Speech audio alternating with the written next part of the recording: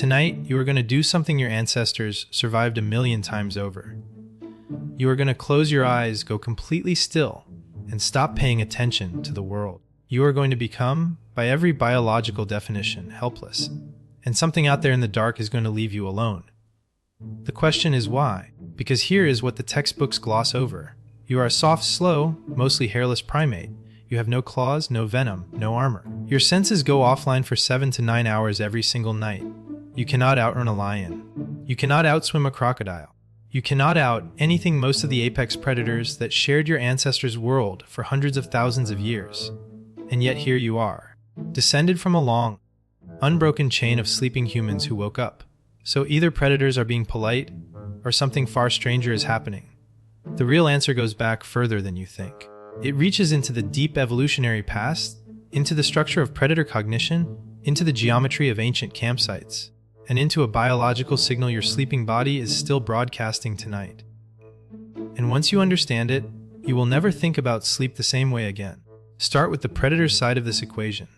A lion, a leopard, a hyena. These animals are not operating like a human hunter with a plan. They are running on a system built by millions of years of pressure, conserve energy, minimize risk, maximize reward. Every hunt is a calculation, even if the animal cannot articulate it. Prey that moves is prey that can be tracked. Prey that makes noise is prey that can be located. Prey that reacts is prey that confirms it is alive and catchable. Sleeping humans do very little of that, and that creates a perceptual problem for the predator.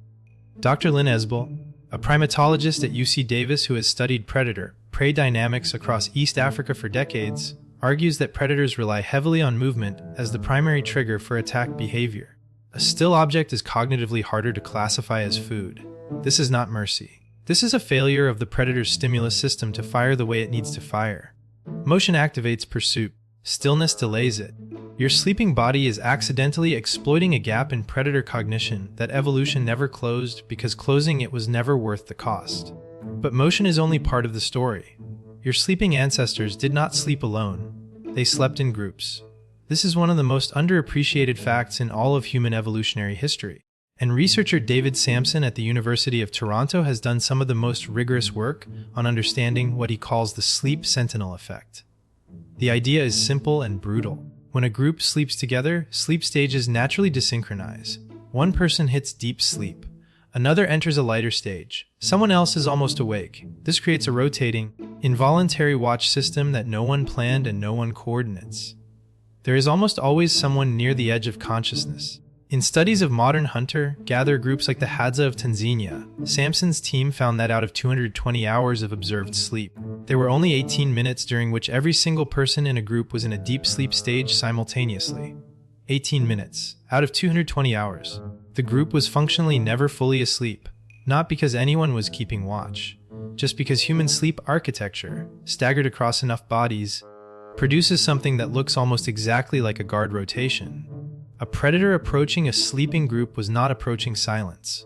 It was approaching a field of light sleepers whose bodies were already twitching, shifting, muttering, and breathing in irregular rhythms. Any one of them could snap awake, and when one woke, they all woke. The cost of a predatory approach to a human group was consistently too high. The reward was not worth it. And then there is fire. For at least 400,000 years and possibly much longer, your ancestors slept near it. The evidence of controlled fire at Wonderwork Cave in South Africa dates back nearly 1 million years. Fire did something profound for the human night. It created a zone, a perimeter of light and heat, and smoke that predators had been conditioned by experience to avoid. Not because fire is magical, because fire meant humans. And humans meant noise, movement, and sharp things. Anthropologist Dennis Sangaith has studied ancient hearth sites across Europe and Africa, and concluded that fire was not just a cooking tool or a warming tool, it was a nighttime security system. The circle of firelight was where your ancestors slept. The darkness beyond it was where things watched from, and the things in the darkness had learned, through repeated painful encounters across generations, that the circle of light was not worth entering. This conditioned avoidance did not disappear overnight. It persists in the behavioral ecology of large predators today. Lions in game reserves with high human presence show measurable avoidance of human campsites, even when those campsites are unlit and unoccupied. The pattern of human-associated risk has been pressed into predator behavior across so many generations that the mere signature of human habitation functions as a deterrent. Your sleeping body is not just a body. It is the endpoint of that long signal. But there is still something missing from this picture. Because groups in fire and predator cognition explain a lot. They do not explain the solo sleeper. They do not explain what happens when a human is alone, away from the group, without fire. Because that has happened too. It happened constantly throughout human history. And those people, many of them, also survived. Here is where it gets strange. Your sleeping body does not actually broadcast silence to the environment around it. It broadcasts something much more specific. Breathing at a resting rate. A smell signature that is, research suggests, meaningfully different from the smell of a terrified or injured animal. A stillness that is not the stillness of death, which has its own olfactory profile. A body temperature that does not spike with the cortisol surge of fear. What a predator in the dark near a sleeping human is detecting is an animal that is not afraid. And that is deeply unusual. Fear is chemically legible. Dr. Karl Grammer at the University of Vienna has studied the biochemistry of human stress response and shown that emotional states produce distinct, measurable chemical compounds that are released through the skin. Androsterone. Androstenol, compounds that fluctuate dramatically depending on whether a person is calm or in acute distress.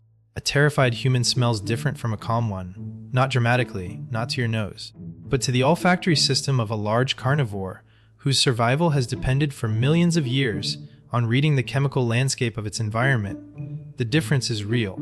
A sleeping human who is deeply unconscious is, paradoxically, the least afraid they will ever be. They are emitting a calm chemical signature.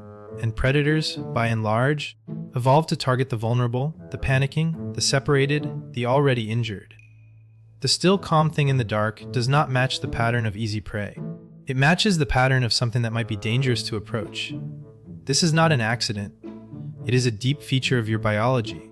Your autonomic nervous system does not just regulate your heartbeat and your breathing while you sleep. It manages your entire chemical presentation to the outside world. And somewhere in the long evolutionary pressure of sleeping in a predator-rich environment, there may have been selection for a sleep state that minimizes the distress signals that predators use to identify vulnerable prey. The humans who slept calmly, whose bodies broadcast calm even in unconsciousness, were approached less often. They woke up more often. They had more children. You might be the descendant of people who were very, very good at smelling safe while they slept. There is one more piece. And it is the one that most people overlook because it feels too simple. You are large, not compared to an elephant or a hippo. But in the world of things that predators actually try to eat, a healthy adult human is on the upper end of the risk calculation.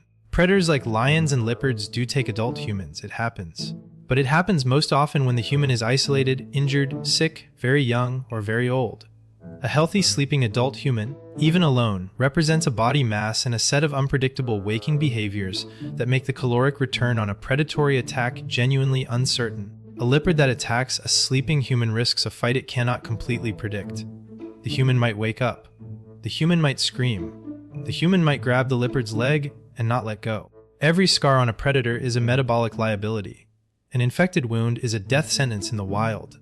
The calculus of attacking a sleeping adult human, even in a world without weapons, was never as favorable as it might seem from the outside. And in a world with weapons, fire, groups, and a million years of learned avoidance baked into predator behavior, the sleeping human became nearly untouchable. Tonight, when you pull the blanket up and close your eyes, your body will do what it has always done. It will go calm. It will join the ancient rhythm of your group, even if your group is just one other person breathing nearby.